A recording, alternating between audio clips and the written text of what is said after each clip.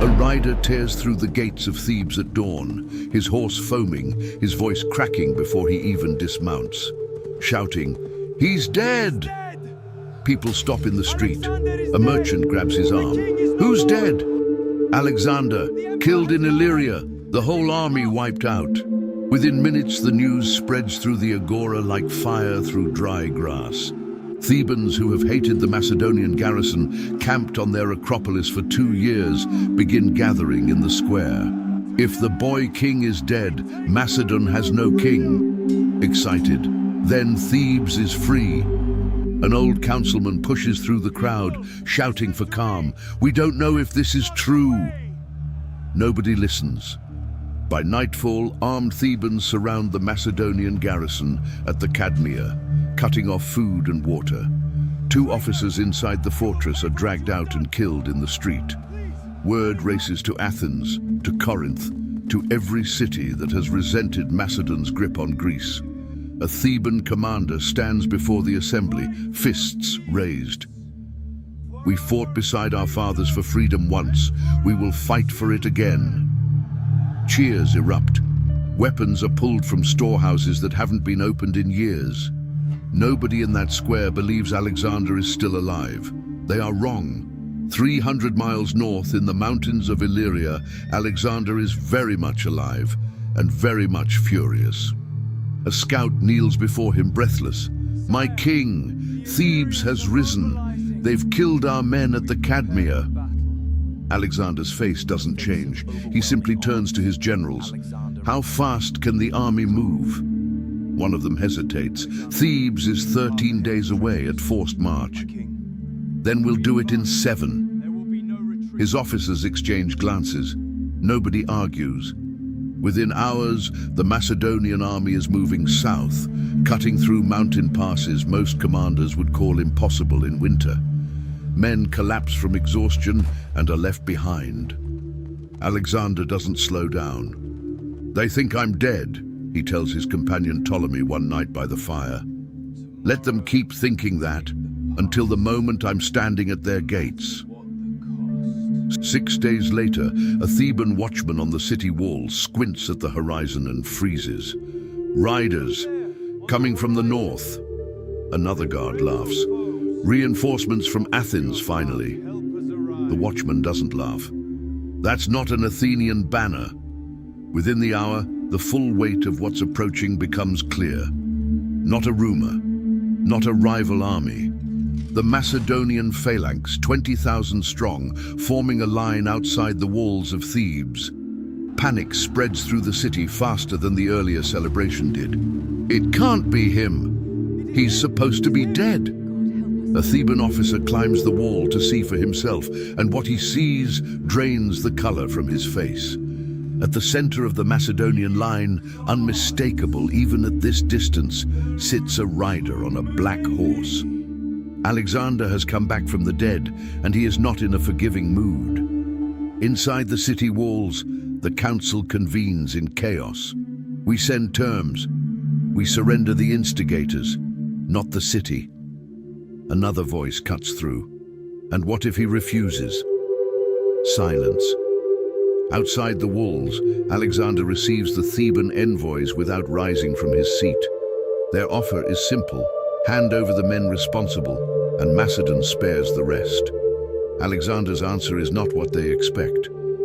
"Hand over your leaders, and 2 men besides, the men who speak loudest against me in your assembly." One of the envoys stiffens. "That is not a peace offering, that is a list for execution." "Then choose," Alexander says.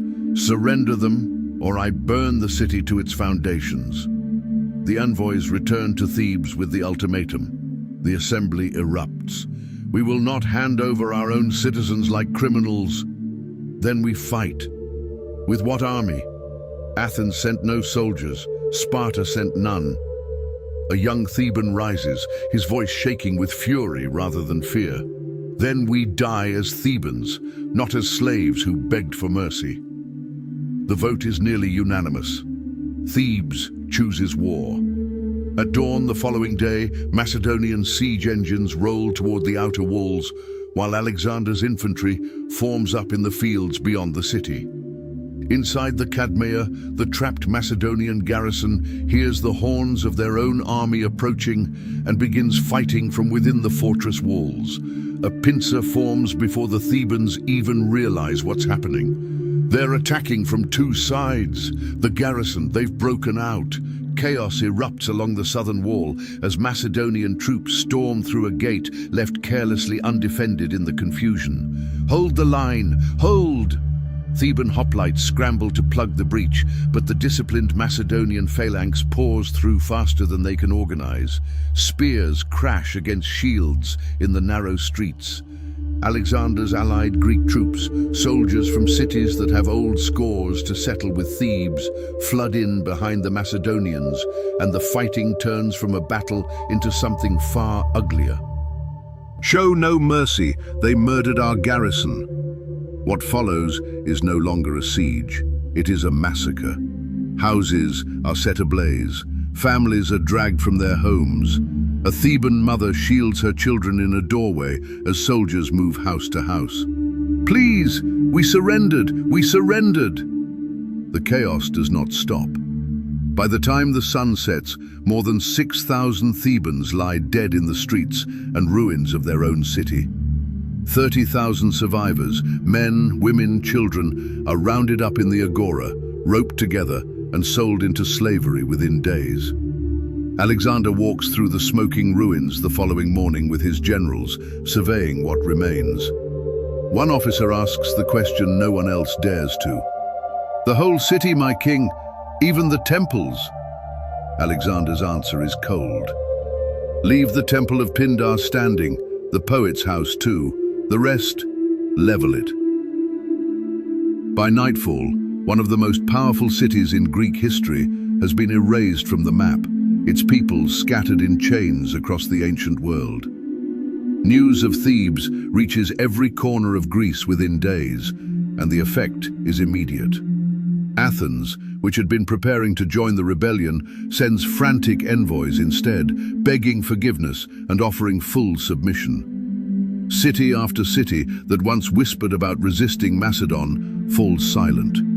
Nobody rises against Alexander again. Not in Greece, not for the rest of his life. He has proven, in the space of a single week, exactly what happens to those who mistake his youth for weakness, and exactly what he is willing to do to make sure it never happens twice.